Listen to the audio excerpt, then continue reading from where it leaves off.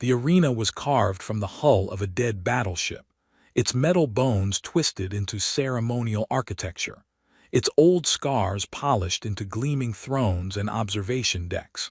Above the ring, orbital banners shimmered in vacuum-tight holofabric, each representing a different species in the unified tribunal. The entire structure hung in orbit over Charon 9 like a crown of forgotten wars, its gravity manipulated by some combination of ancient Thalari tech and bureaucratic spite. "Prepare to fight, human," she said, voice cold as cryo-ice. Mason Quinn blinked. Then he smiled, not the smug kind, the kind that made people ask follow-up questions. He adjusted the shoulder strap of his standard-issue plasma pack, which beeped softly like a bored toaster, and walked into the arena as if he'd forgotten which aisle the milk was in. The crowd didn't cheer. It hadn't decided how to feel yet. The humans, ever dramatic, were silent out of worry. The Thalari were silent out of superiority. Other species just held their breath to see if blood would be immediate or gradual. She stood across from him like a statue had learned how to kill. Zalara of the Thalari Dominion. Elite. Honored. 7 feet of streamlined musculature and battlefield grace, armor woven from reactive alloys, spear locked to her neural spine. Her ears, long and pointed, twitched once like antennae testing the wind. Mason looked at them and gave a slight nod. "Nice ears," he said. A ripple of confusion passed through the diplomatic box seats. "I find your posture inefficient," she said. He glanced at his own stance, shrugged. "Been told that, mostly by ex-girlfriends and chiropractors." Zalara didn't flinch, but the corner of her left eye moved just a flicker. He logged it. Emotion faint and quick. She hadn't expected him to talk, certainly not like this. A gong sounded. Not a real gong, but a sonic pulse field mimicking the tradition. The floor beneath them pulsed faintly, signaling the start of combat. She moved first. Blindingly fast, her spear spun and cracked the air between them. Mason dropped flat to the floor, rolled sideways, and popped back up with all the grace of someone trying not to spill coffee on themselves. The crowd murmured.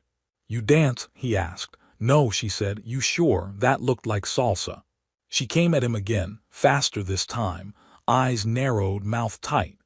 Her spear extended, rotated midair via gesture control, and struck out in a whipping arc. Mason ducked and twisted, letting the shaft brush his sleeve. "That one's definitely salsa," he said. She disengaged, stepping back, breathing controlled. "You mock me." "Not at all. I just appreciate quality footwork." He circled casually, hands loose at his sides. His only weapon was a short-range kinetic glove and a sidearm he hadn't even drawn. She tilted her head, trying to understand the shape of his strategy. "Your species is known for chaos," she said. "Guilty," he replied. "We do like to wing it." Another flurry. This time he sidestepped into a low crouch, tapped her knee with 2 fingers on the way past. Not hard. Just enough to say, "I see you." Her next strike hit the floor where he'd been a nanosecond before. The arena cracked. Above, one of the observer drones buzzed, compensating for the energy spike. Mason glanced at it and gave a thumbs up. "You're doing great, little buddy." Zalara's voice was lower now, measured. "You do not fight, you avoid." "Semantics. This is dishonor." He said, hands now behind his back. "Or maybe it's just the slow burn." She lunged, he spun. Their shadows collided across the heat-flux tiles, their silhouettes momentarily merging on the giant screens above. The audience leaned forward, uncertain whether this was combat or courtship. When they separated again, both stood still. Breathing now mattered. Her armor hissed as it adjusted cooling vents. His right leg clicked faintly, an old injury reinforced with nanofiber. She heard it. "You are augmented." "Little bit. That is against Thalari code." "I'm not Thalari." The drone buzzed closer. Mason looked up at it. "Can I get a latte?" It didn't respond, probably for the best. Zalara adjusted her grip. "You fight like a jester." "Hey now." Court jester was an important job in Earth history. Saved kings from assassinations. Got to wear bells. Everyone loves bells. She lunged again, but it was different this time. Slower, less certain. He caught her wrist mid-strike. The crowd inhaled, not because he stopped her, but because she let him. She could have crushed his forearm, but she paused. They stood locked like that, eyes inches apart. "Why don't you fear me?" she asked. Mason smiled again, softer now. "I don't like fighting scared." Her long ears twitched again. Then she disengaged, flipping backward into a ready stance. She didn't speak. Neither did he. They just watched each other, something old and animal running under the surface. The arena began to buzz again, heat bleeding from its power lines. The orbital gravity had to adjust slightly. That kind of tension carried weight. A voice from the loudspeaker, Ambassador Tivar from the Osolian Accord, cleared his throat and asked if this was still part of the fight or if they needed a minute. Mason waved. "All good, just figuring out which dance comes next." The crowd finally laughed, nervously, but it was laughter. Zalara took a step forward. He mirrored her. Neither raised a weapon. Her voice was low. "You are an anomaly. Better than being a statistic." Another pause. He cracked his neck. "So how's this work? One of us taps out, or do we start quoting poetry?" She blinked slowly. "You believe this is a game. I believe this is a conversation. Just with more bruises." They moved again, circling, but something had shifted. No longer predator and prey, no longer even rivals. The rhythm changed. She struck not to kill, but to test. He parried not to survive, but to learn. The arena's floor updated their vitals in real time. Elevated heart rate, synchronized breath patterns, increased endorphin levels. Spectators with the right neural implants began to feel it themselves, a strange echo of connection. In the VIP deck, one of the Thalari generals leaned toward his aide and whispered, "They are not fighting. They're communicating," the aide replied, eyes wide. Mason stepped in close during the next exchange. His glove hummed but didn't strike. "You sure you don't dance?" he asked. Her spear paused midair, then quietly, "Not yet." Mason sat on the edge of the recovery platform, legs dangling, chewing on a strip of ration gum that hadn't tasted like actual flavor since the second Venus campaign. A med drone hovered behind him, emitting soft beeps of disapproval every time he refused to sit still. Across the chamber, Zalara stood motionless in her recharge alcove, her armor slowly reconfiguring around her frame like liquid chrome with a bad attitude. "You ever wonder," Mason said aloud, "why med drones always beep like your disappointed grandmother?" The drone beeped again. "See, that one definitely had judgment in it." Zalara opened one eye. "You speak constantly." "I speak strategically." He squinted at the drone. "If I keep talking, it gets confused and can't finish its diagnostics. That's called asymmetrical warfare." She stepped out of the alcove, bare arms gleaming with a light sheen of coolant. The long scar that curved across her left bicep caught the light. He noticed it but said nothing. She noticed him noticing and also said nothing. "I admit," she said, walking past him, "you endure more than expected." He shrugged. "That's what it says on my personnel file. Endures more than expected, talks too much, eats expired gum." They walked toward the central chamber together, the corridor shifting colors around them as the arena cycled to Phase 2. Mason looked up at the shifting lights. "This place always feels like a nightclub designed by an AI with abandonment issues." "No," she said, "but now it does." In the center of the chamber, an AI avatar shimmered into view, a tall, translucent being with no mouth and far too many eyes. It bowed, "Combatants, Phase 2 close engagement, restrictions lifted, observation protocols remain, begin when ready." Mason cracked his neck, "No pressure." Zalara reached back and unsheathed two short blades that formed from her armor. "You may yield." "I could yield," he said, stepping onto the platform. "But then I'd miss the chance to get stabbed by someone with really excellent bone structure." She blinked, confused. Was that a compliment? Half compliment, half distraction. He lunged. She pivoted. Their movements collided in a clash of sparks and momentum.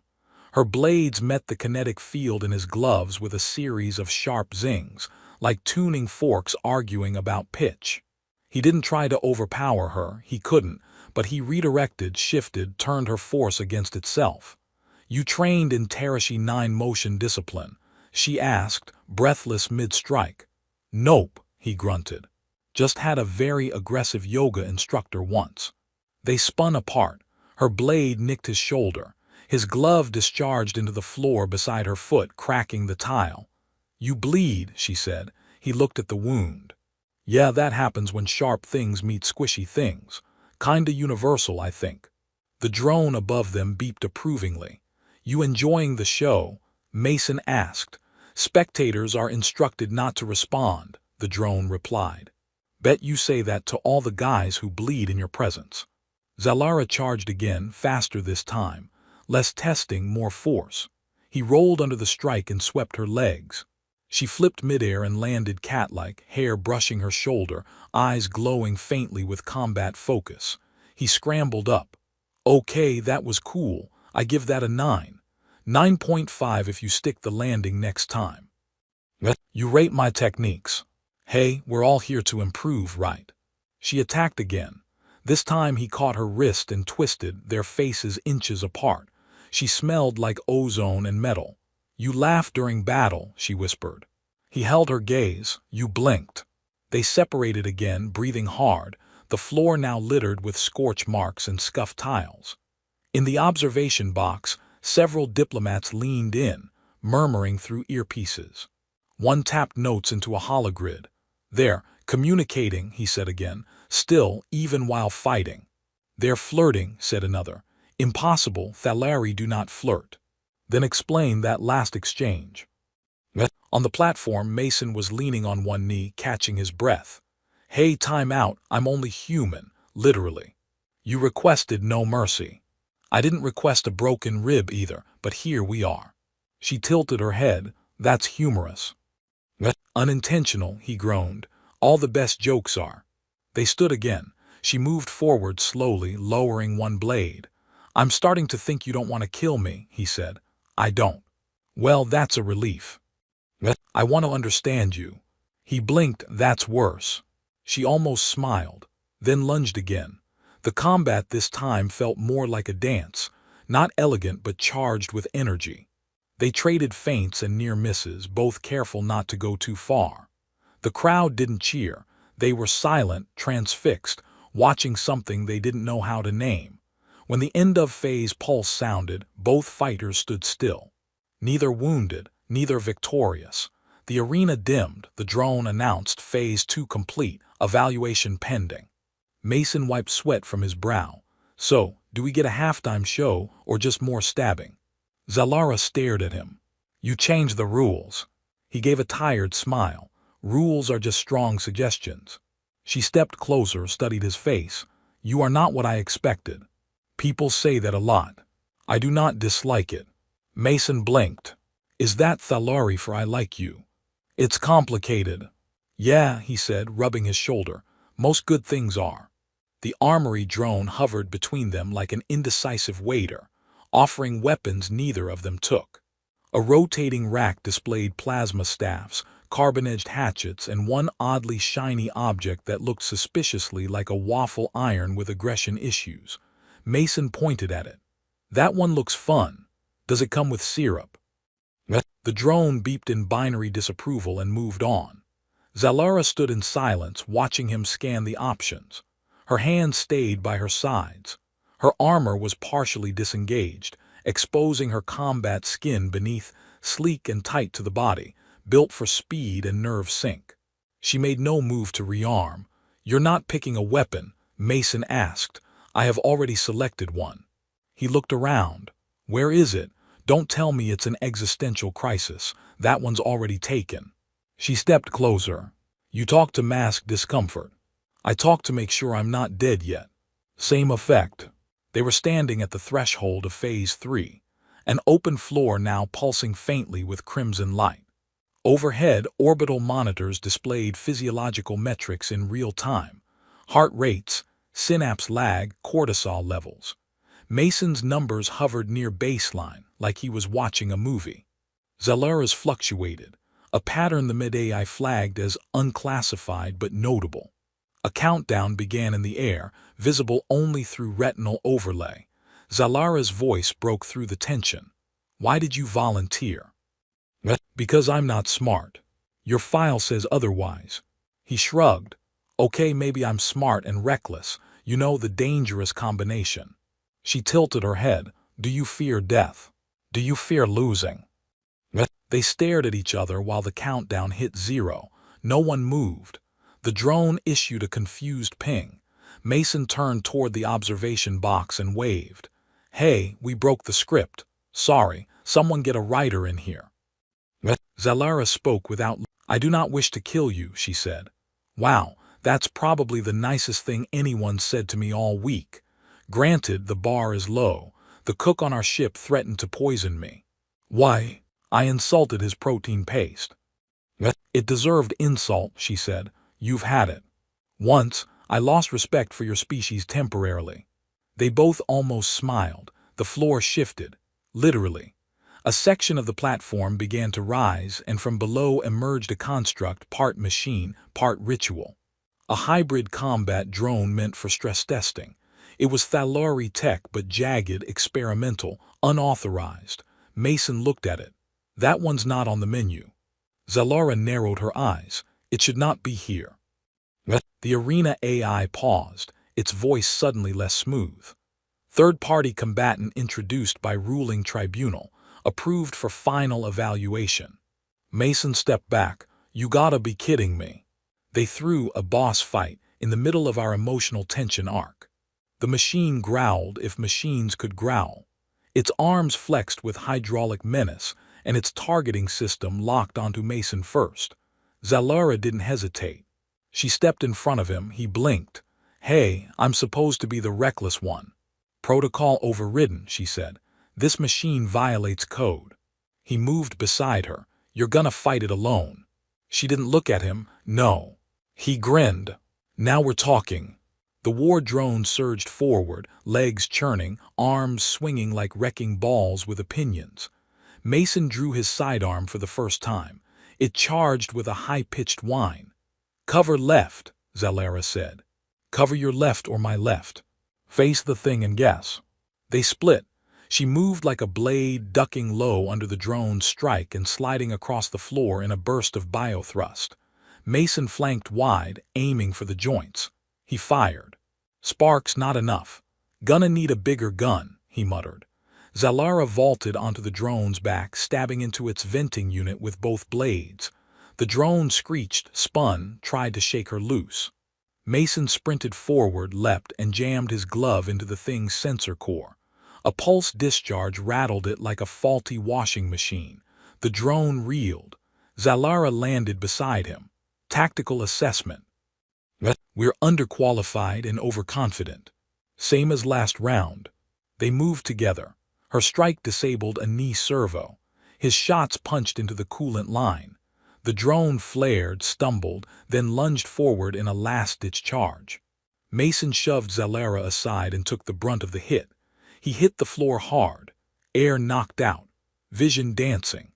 Zalara screamed something in Thalari and launched at the drone, her movements no longer precise, raw and violent. She tore through its plating, ignited a feedback loop in its core, and kicked it back with a war cry that silenced the arena. The drone collapsed, smoking. "Done." She rushed to Mason, crouched beside him. "You are injured." "I'm flattered you noticed. I require a medkit." "You already brought it," he said, groaning. She stared, confused. "Your voice," he coughed. "Pretty sure that's healing something." For a moment she said nothing, then she helped him sit. In the observation deck, the ruling council argued. Words like violation, interference, and unprecedented bond were tossed around like confetti at a panic parade. Mason looked up at Zalara, still catching his breath. "We good?" he asked. She nodded. "You're stupidly resilient." "Stupidly is my specialty." They sat like that, bruised, laughing softly, surrounded by the ruin of something meant to divide them. A diplomatic recall alert flashed red across the arena HUD. An UN regulation combatant deployed, investigation initiated, halt trial pending tribunal review. The message blinked 3 times, then disappeared like it was embarrassed to exist in the first place. Mason, still seated on the cracked floor, raised a hand weakly. Hi, yes question. Does the part where I got yeeted by a killer blender count for extra credit? Zalara stood over him, silent. Her armor was reassembling, nanoplates sliding back into place like obedient insects. She extended a hand. You keep offering to help me up, Mason said, taking it. You sure it's not a cultural insult? It is not, she said. If it were, I'd be using the left hand. Noted, I'll keep track of which one might break my wrist. The floor rumbled again, and both of them turned. But this time, it wasn't another death machine crawling out of the ground. It was the arena itself retracting, morphing into a new configuration. The tiles folded inward, creating a long corridor leading to a glass-walled chamber suspended in grav-field stasis. Inside it, tribunal members, 6 in total, 1 from each major species, stared down like disappointed professors. Except one was a fungal intelligence who mostly oozed, and another communicated through pheromonal fog. Council wants a word, Mason muttered. They do not speak lightly, Zalara said. Well, I don't listen lightly, so we're a perfect match. They walked side by side through the shifting corridor, the walls shimmering with visual replays of their fight. Slow motion, different angles, vital readouts. Mason pointed at one of the clips as it showed him narrowly dodging her spear. Wow, look at that form. You ever consider coaching? You bled from 3 points in that exchange. Details. The tribunal's chamber sealed behind them with a magnetic hum. A hologrid flared to life, projecting the image of the damaged war drone with various annotations in 5 languages. One of the counselors, an Osolian with a crystalline thorax, clicked impatiently. This was not part of the trial, it said. No kidding, Mason replied. I'm still finding bits of shrapnel in places I won't describe without legal representation. Another voice, slow and sonorous, came from the fungal delegate's translator unit. You responded as allies. That is unprecedented. Zalara's chin rose. We responded as sentients under threat. You were adversaries by right. Adversaries by design, not necessity. Mason held up a finger. Okay, just so we're clear, are we on trial now? Or do I still get my complimentary t-shirt for surviving? The council did not laugh, but one of the drones monitoring vitals logged a spike in dopamine from the Lark delegate, which might have meant amusement or hunger. It was hard to tell with the Lark. Another counselor, a human ambassador with a permagrim expression, leaned forward. Sergeant Quinn, you smiled when challenged. You stepped forward without hesitation. Was that confidence or calculation? Mason glanced at Zalara, then back. Neither, it was instinct. Explain. She said, prepare to fight. Most people tense up, they get scared, but there was something in the way she said it. Not hate, not bloodlust, just honor, like it wasn't about killing. It was about what came after. Zalara's gaze remained steady. It was the only part of the trial I anticipated. And the rest? The crystalline asked. She hesitated. The human surprised me. Mason leaned in. That's kind our thing. The tribunal conferred in quiet tones, their speech layered through subsonic comms. After a moment, the chamber lights dimmed, and a new structure rose from the floor. A ceremonial interface podium, bristling with glowing conduits. At its base, twin neural ports emerged. Submit cognitive resonance test, the AI said. Determine unity potential. Mason raised an eyebrow. I didn't study for this. Zalara approached it first. It is a fusion protocol. Ancient, rarely used. If 2 species fight and survive without hatred, they are tested for compatibility. Like a dating app for diplomacy. She looked at him. You cannot joke during a resonance test. I absolutely can. You're just going to have to deal with that. They placed their hands on the ports. Pulses of light ran up their arms, scanning, translating, calibrating thought patterns. Mason winced as old memories surfaced, chaotic, sharp, heavy with loss. Zalara's mind, by contrast, was clean, ordered, full of structured memories and strategic sequences. Then they began to blend. Mason saw her as a child, training with drones that struck when she hesitated. He felt her first true wound, the cold pride of her instructors. He felt her doubt in that moment when she first saw him smile. She saw his battlefield, the silence after the firefight, the feeling of holding a useless medkit over a friend who couldn't be saved. She felt the ache that never quite left, and the ridiculous things he said to fill the void. When it ended, they pulled back. The AI spoke. Cognitive resonance compatible. The chamber fell silent. Mason blinked. Wait. That means what exactly? We get a coupon for a galactic handshake. Zalara didn't answer. She was still looking at him, different this time. Not like a warrior, not like an opponent, like something else. One of the counselors cleared their throat, an action that, in the case of the fog being, involved releasing a cinnamon-scented cloud. The duel has fulfilled its purpose, it said. Connection has been forged. Further combat is unnecessary. Mason breathed out. So we win. No one wins, the human ambassador said, but maybe no one loses. Zalara turned to him. You're still bleeding. I do that, he said. Don't worry, I've got like 3 organs I don't use. They walked out of the chamber, both a little slower, both aware that the arena no longer expected them to draw blood, but to build something no protocol had predicted. The arena was silent, not tense, not hostile, just quiet. Like the world was holding its breath while the universe decided what happened next. Mason stood beside Zalara on the deactivation platform, both of them still connected to faint neural echoes from the resonance test. The tribunal chamber was already clearing out, delegates floating, stomping, or squelching their way back to their respective transports. The duel, apparently, had ended without anyone being vaporized, which was either a success or a scheduling problem. So, Mason said, watching a Thalari diplomat get into what looked like a hover coffin, are we allies now, friends, frenemies with benefits? Zalara didn't blink. The council has ruled for peaceful negotiations. Our bond has made that possible. He nodded, cool, and you still haven't stabbed me, which I'm taking as progress. You deflected instead of striking. That was the beginning. Yeah, he said, rubbing his shoulder. Also the middle and the end. You're a little hard to hit. You're easier. That's fair. They walked together through the exit corridor, the tiles repairing themselves behind them. Mason glanced over. So what happens now?